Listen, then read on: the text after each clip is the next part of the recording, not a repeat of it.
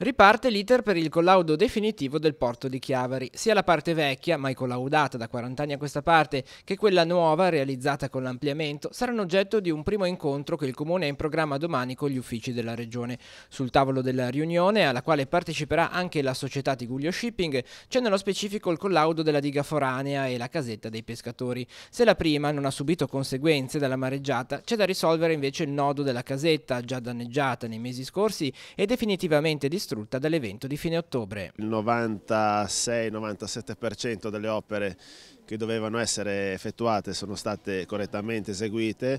Abbiamo il problema della casetta dei pescatori che è stata distrutta dalla recente mareggiata e dopodiché potremo procedere al collaudo definitivo. Che tempi si prevedono per il collaudo definitivo? Il collaudo definitivo, una volta che risolveremo il problema della casetta dei pescatori, si potrà poi procedere con il collaudo finale. L'ingegner Nattero ha fatto tutta una relazione sul Porto Vecchio, il quale non è mai stato collaudato in tutti questi 40 anni, e sulla base di questa documentazione poi si potrà procedere col collaudo definitivo di tutto il porto. Nell'attesa di conoscere gli sviluppi delle pratiche urbanistiche ci sono novità anche dal punto di vista della gestione del porto turistico chiavarese.